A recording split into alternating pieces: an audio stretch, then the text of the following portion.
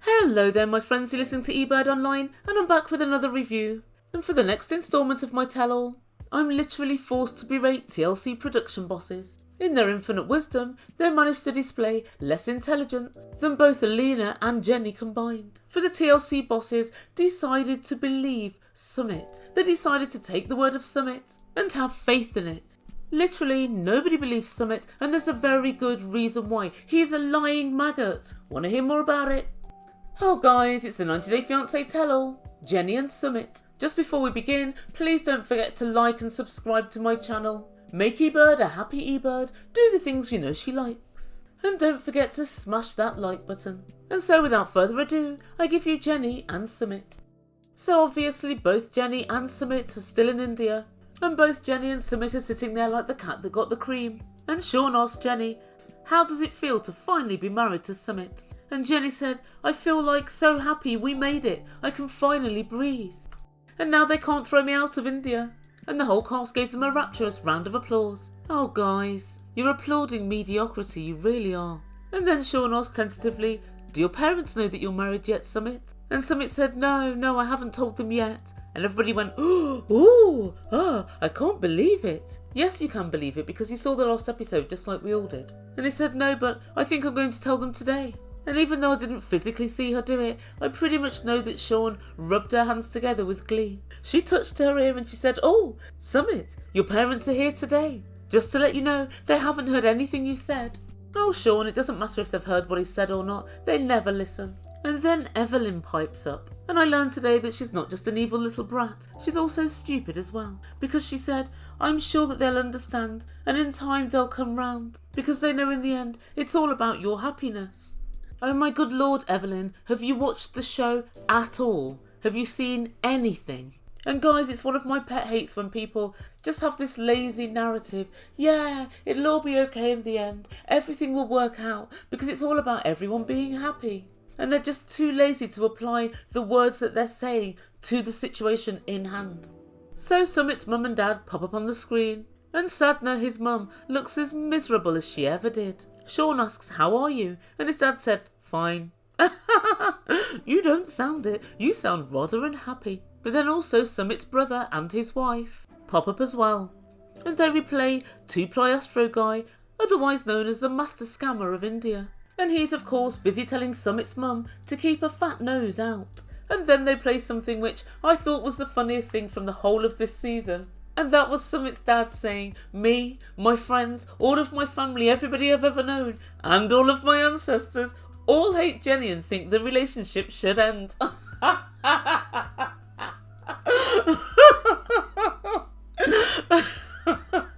I know it's so wrong, but the thought that his ancestors are turning over in their graves because of Jenny really makes me laugh.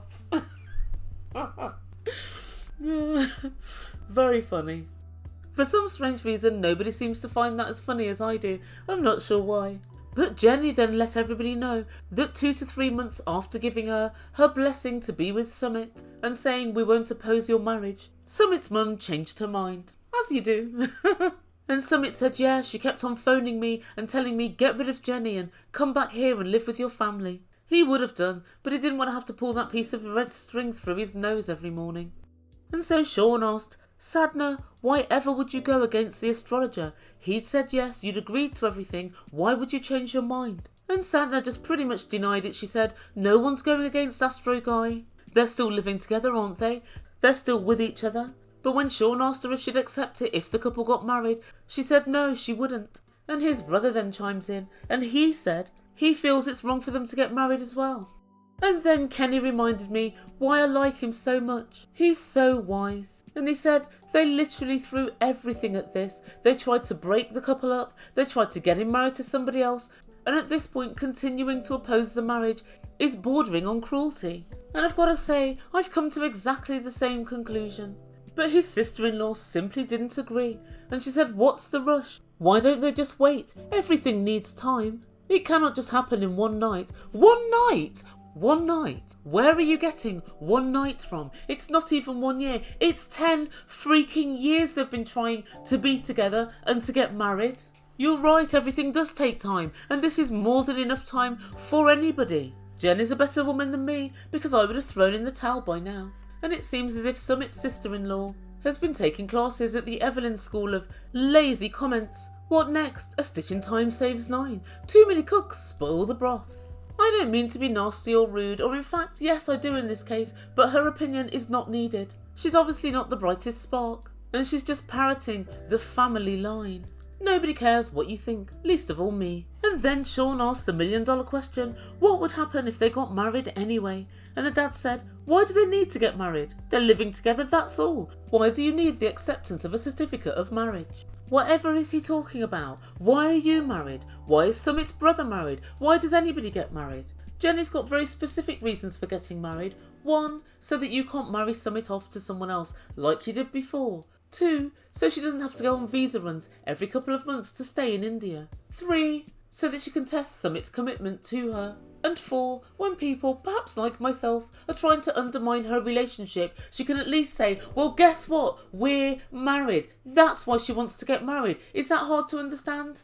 And the truth be told, I can't think of any great reasons for Sumit to get married, but I guess that's another story for another day. All my red pill, blue pill subscribers, I'm sure will get in the comments and let me know all the benefits there are for Sumit. Samson, Eric, I'm looking at you.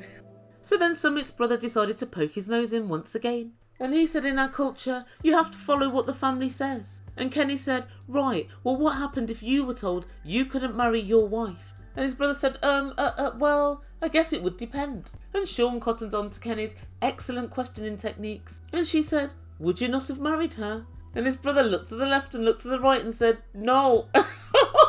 What? No? Guys, she looked absolutely mortified. And Kenny said, well, how does she feel about that? How indeed? I'd simply love to know. And then she started mumbling and stuttering, and she said this never crossed her mind. Oh, guys, to be a fly on the wall in their house once the cameras turn off. There's going to be a kick-off to end all kick-offs. And Kenny finished up with, well, that's why you put yourself in someone else's shoes. And is nothing short of exactly right. And guys, I'd pretty much like to start a petition for Kenny to take over as the host of these tell-alls. I think we'd find out so much more info. But whilst I'm busy thinking about this, Sean's busy doing a drum roll. Sumit, is there something you'd like to say to your parents? And she genuinely thought, this is it. This is going to be the big showdown. He's going to tell them he's married anyway. But Sumit looked directly at her and said, no, I don't. Of course he's not going to. 1, because he's weak, and 2, because he's a lying maggot. I can't believe production fell for the old, I'm going to tell my parents live on air. It's going to be an amazing televisual experience. It's not. It's going to be the same as things always are with Sumit. A damp squib. An event that doesn't take place. I knew he'd back out. Honestly, I knew he'd back out. And at this, Sean became bored, and she told Sumit's parents and brother and sister to get lost. And when they'd gone, Jenny said, oh my God, it's like beating a dead horse. And Sean said, oh, they can still hear you. Jenny said, yeah, I don't care. But afterwards, Sean wasn't letting go. Sean said, Sumit, why didn't you say something? And he said, I'd rather tell them face to face. And she said, oh my God, your mama's going to be so mad. She's going to be real mad with you, Sumit. Unfortunately, Sean, it doesn't really make that much difference because she's real mad anyway. It's pretty much just going to be more of the same. And then the rest of the cast started saying, ooh, your parents are going to know that you lied to them. They're going to know you didn't tell the truth.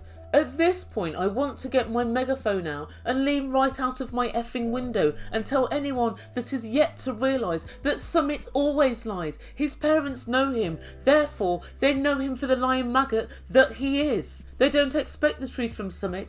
They don't expect the truth from Sumit, and he never ever disappoints. And that was about it for Jenny and Sumit.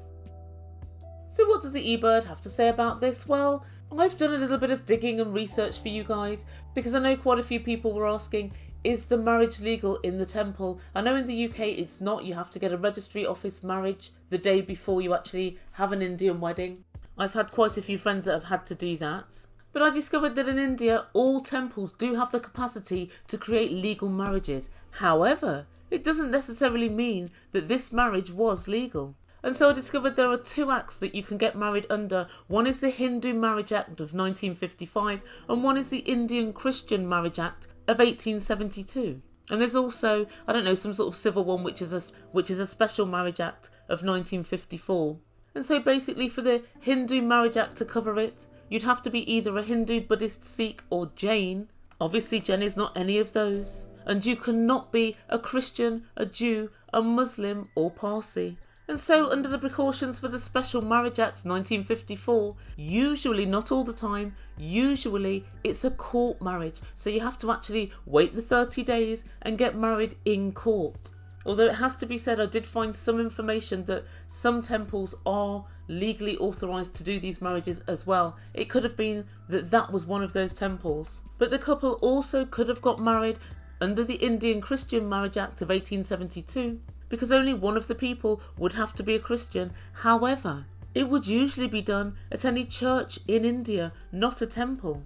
So I guess what I'm saying in essence is I'd need some more information to know if this ceremony was valid or not. And they did have a lawyer who they consulted on the show. So I'm imagining that it is. But it would have been extremely easy for Sumit to pretend to be married and to not actually in law be married. I'm erring on the side of they are married, otherwise I think it would be potentially uncovered when Jenny went to renew her visa. But guys, you never know when Sumit's going to strike. His lies know no bounds. Maybe he didn't want to tell his parents he was married because he knows he isn't. Who knows? So let me know what you think. Were you surprised that Sumit didn't bother telling his parents that he was married live on TV? I'm really not. I'm just surprised that TLC were taken in by Sumit's lying ways after all these years of filming him. It's as if they barely know him. So put your comments down below and I'm going to get on with my next video. Guys, please don't forget to like and subscribe and all of that good stuff. And I'll see you very soon. You've been listening to Ebird Online and I bid you good day.